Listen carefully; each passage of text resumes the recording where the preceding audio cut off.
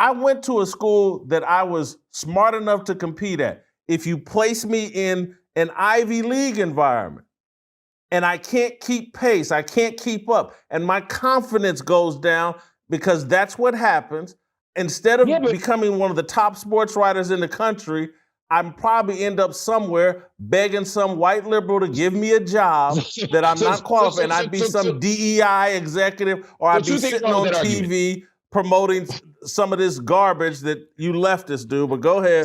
You realize that if and this is me back in the old secular version of me, but it's like I read my guy friends were all jocks, better looking guys than me. But just by being in their circle, there would be more attractive women in our circle because I was in their circle. And so that gave me a better opportunity at hollering at a better looking woman than if I was just running around with a bunch of guys that look like me. And so you put Caitlin Clark into the mix, and someone may have to go look around, oh, Asia Wilson, she's pretty good too. But if there's no Caitlin Clark to attract all those additional eyeballs, people are going to continue to ignore Asia Wilson and Diana Taurasi and Brittany Griner and all these other. They're going to and again, they're going to ignore them. If Caitlin Clark were averaging 2 points a game right now, was just as popular, but was only averaging 2 points a game, would you still make this case for her? If she was averaging 2 points, if she was a total flop, no, I wouldn't. Even if it expanded the game and did all the things for women's basketball, you still would say no because she's not good enough. Nah, right? Because there would be because the talent gap would be too enormous. If she was a flop, no, I wouldn't. But she's not a flop. No, she's not a flop. Overwhelmed. She's overwhelmed right now. She's in a space all by herself where there's all this hostility, including on her own team, that's wearing her out. But right now, based off of all the hostility and the way defenses are designed to stop her, she's very successful. She's one of the 20 best basketball players in America, in my opinion. Agree. And so I agree. If she's 18, I think she might be 17, yeah. So put her on the team, let her attract a crowd so the rest of the girls, the other 11 girls, could benefit from the crowd that she attracts. It's simple. That's the part that shocks me about you, Jason. Like every other time, if I were to say, look, this black kid got a 3.4 GPA and the Asian kid got a 3.5, but if you bring the black kid in, the school is more diverse and we get more funding and you get more grants and the school has a better reputation, you'd say, no, that's not fair to the kid that did better. Why should the number 16 basketball player in the world make a team and the number 13 basketball player in the world get cut from a team? That's the problem. If Chelsea go ahead and play, if you need, I can tell you why. I can tell you why. I can answer your question. So you do realize, in the grand scheme of things, basketball's really kind of unimportant in the grand scheme of things. And so when you start making an analogies, let's say you're talking about a doctor or a dentist or a pilot or someone that actually does something important, then you don't compromise and say, I'll take something less that may not be as good. No, but that's a straw man. That's why I didn't give those examples. I talked about college admissions. You don't have to go to Harvard. If I get cut from Harvard with my 3.4, there's 99.9% of the schools in the world we could go to and be just fine. I'm not talking about a precision surgeon. I'm talking about the right to do this extra 1% thing of going to Harvard. And I'm saying we want the best people to get in because it's the right thing to do. We want the best people to make the marks. Why are we now saying the girl who actually deserves to be on the team by talent should get cut because more people like Caitlin Clark? Because I'm arguing, when it comes to education, I want the best accountant. I want the best veterinarian. I want the best whatever. And when it comes to basketball, at this point with the women, the goal is, how do I grow the game and how do I make it more popular? When you start mixing education into this, the mission isn't let me grow the education. Let me make education more popular. The mission is, the goal. let me You produce. literally want to expand it to people who haven't gotten there before. It's all white people or all Asian people here. And I'm saying, you know what? I want to expand the reach of Harvard to black people, even if their numbers are a little lower. And you're saying here right now, I want basketball to reach out to people who may not be fans, but who might like Caitlin Clark and be exposed to it. You're literally expanding the net. And you're also saying, I want people to go where they have the best chance of getting educated and the best chance of reaching their full potential.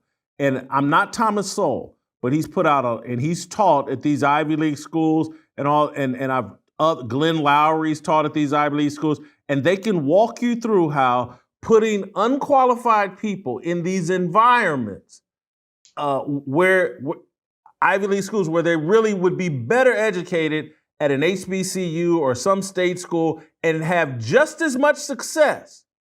But if you put them in an environment where they cannot compete, where they know, they've done you a favor and let you in here, and you can't keep up with the assignments. Thomas Sowell has spelled all of this stuff out. You know, the graduation rate of black people child in harm's way.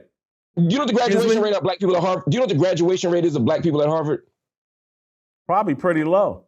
And that's why they should be going to HBCUs where it's much higher. Between 98 and 99%. Between 98 and 99% of black people that go to Harvard graduate from Harvard. You know what the graduate rate of white people's is? About the same. It's actually a little bit lower than black people's. There's absolutely no evidence that these black people are getting into these schools and they don't do well and they flop because they're over positioned. That's just factually untrue. You can Google that for yourself. I want the audience out there to watch it. Look at graduation rates of black people at Harvard and find out that statement just is factually untrue. That is just a indisputable fact. But to take it to the Caitlin Clark thing, again, you and I don't disagree on the fact that Caitlin Clark is the best thing for the WNBA right now. I don't disagree with it for the WNBA. And she probably could be the best thing for women's basketball. Remember, I started not by saying that she doesn't deserve to be there. I'm starting by simply saying that it's not a travesty that she's not. And it's not that these women have the business world all wrong or the league doesn't get it. Ultimately, women's basketball is going to thrive if we invest in it, if we watch it, if we support it. The NBA was operating at a deficit too in the 70s. The NBA was a losing enterprise. People didn't think this thing was going to thrive. It took a moment. It took Larry and Magic, and then later took Michael to get it. And I feel you. Caitlin Clark might be that person. But let's not lose the integrity of the game by saying that it's suddenly a travesty that we don't want to cut the 5 best guards in the country to let the 6th best guard in the country on, or the 4 best guards to let the 5th best on. That's all I'm saying. I'm saying it's not wrong to include Caitlin, and it's not wrong to exclude Caitlin. And I happen, as a leftist, as a radical leftist, to believe in merit and integrity, Jason, and colorblind selection. No, you don't. You wouldn't be making the affirmative action argument, but I hear you, and I get your sense of humor. And I'm looking at your stat. One analysis of graduation rates at Ivy League institution reveals that at Harvard, 99% of black undergraduates graduate within a 6-year period, compared to 98% for undergraduates overall. One analysis. I would have to leave that debate. One that disproves what all the data proves. Yeah, I'm sure there's plenty, but but hold on.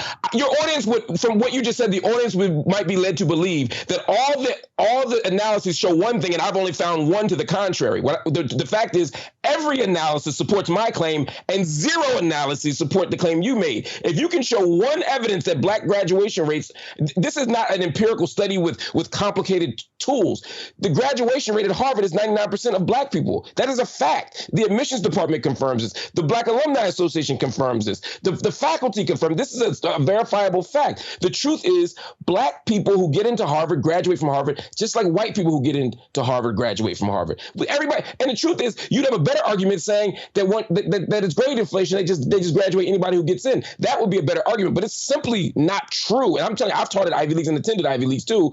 Once you get in, you get out. It's just a fact. And I've taught a lot of mediocre white people at the Ivy League schools, and I've taught a lot of mediocre black students at Ivy League schools. I've taught mediocre people across the board. They're equally mediocre, I got to tell you, and they're equally brilliant. You know, you get the whole gamut. And I'm not prepared to debate you on this particular stat one analysis. Fair enough. But I guarantee you, if we dove deeper into, well, what are they studying while there? What is their degree in? And do they have African American studies at these universities that perhaps they funnel kids into? Do they? I can't remember.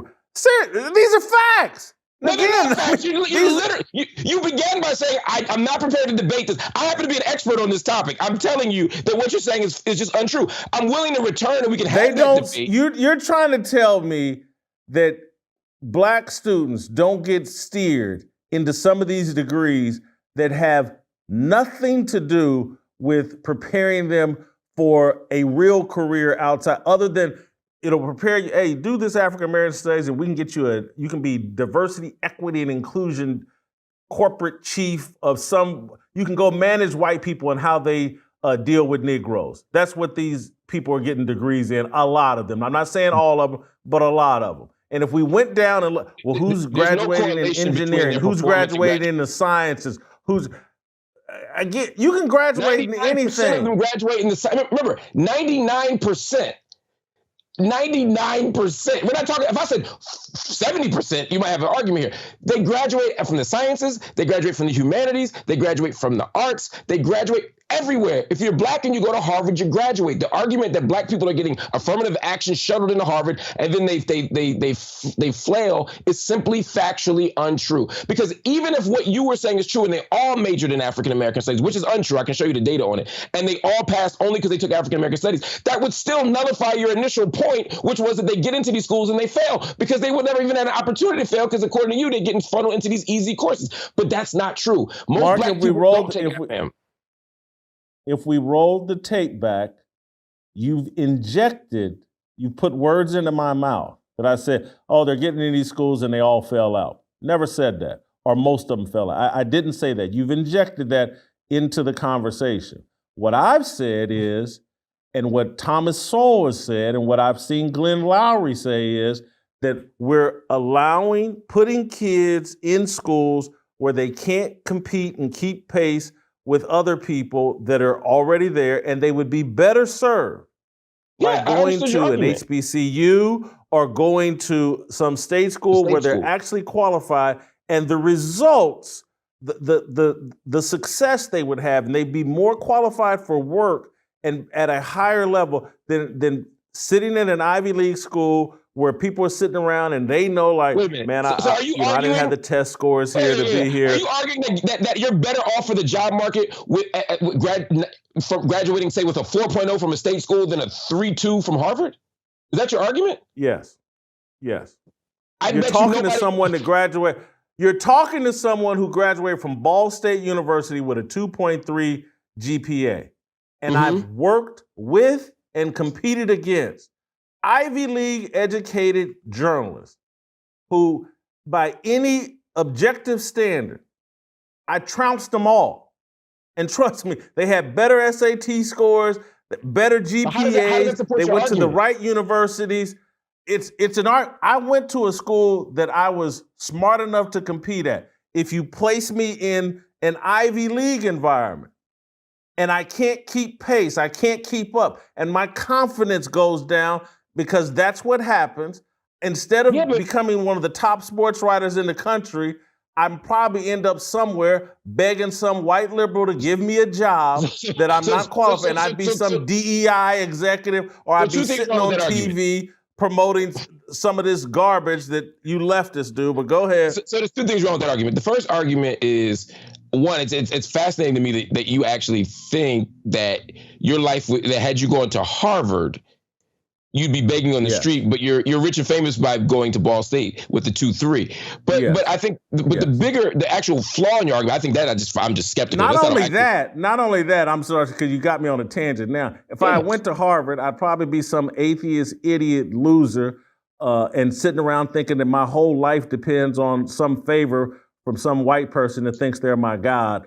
I'll shut up now and let you respond. The bigger flaw with the actual flaw with the argument, because I can see the other point, which is my skepticism, is that in your case, you're saying you got a 2.3 at Ball State. you would not have excelled at Harvard because you had been overmatched at Harvard. It sounds like you might have been overmatched at Harvard. I don't disagree that if you put somebody who's overmatched in a school, they won't do well. That's not the argument.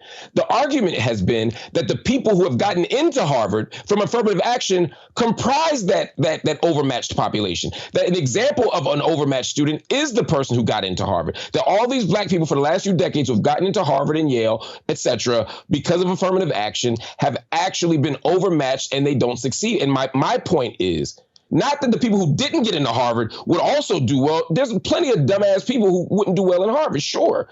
But the point is the people who got in with the affirmative action program didn't fail. They were not overmatched, and they graduated at a rate of 99%. So if they all got good grades, graduated, and have a degree from Harvard, they are not analogous to you with the 2.3 from Ball State. They're simply not. Again, lots of people don't do well at Harvard. Lots of people don't do well in college. Lots of people don't deserve to be at Harvard, Columbia, Yale, or even Ball State, right? There's somebody at a community college that's like, damn, Jason is kicking ass over there at Ball State. I wish I was good enough, right? And so forth and so on. Right. But at the end of the day, the whole point about the affirmative action thing is just to say that this idea that affirmative action is letting in unqualified people to do work for which they're overmatched.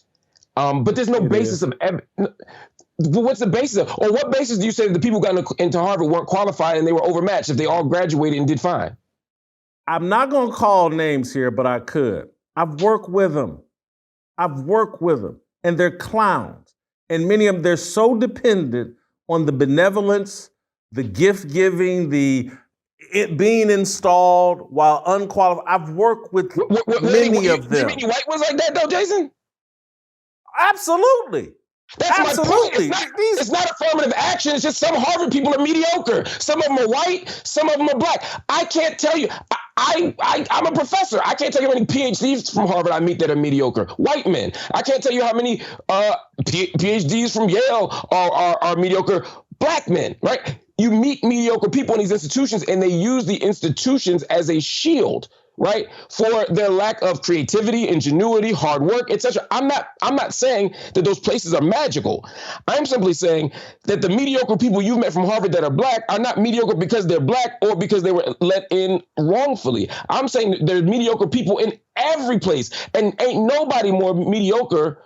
No one feels more mediocre than the person at Harvard who underachieves. Because one thing a person from Harvard gonna do, just like a vegan, is they're going to let you know within 2 minutes that that's what they are. They're going to work Harvard, just like vegans work veganism into the conversation within 2 minutes. Harvard people going to mention that they went to Harvard. I can tell you right now, there's a hurricane, and they're going to somehow find a way to bring Cambridge into it, because that's just what they do. It becomes a crutch. And I agree with you, but that's not just for black people. That's everybody. We got some presidents that came from Harvard and Yale. In fact, they all do. And some of them are quite mediocre. And some of the ones you think were mediocre probably went to Harvard and Yale too.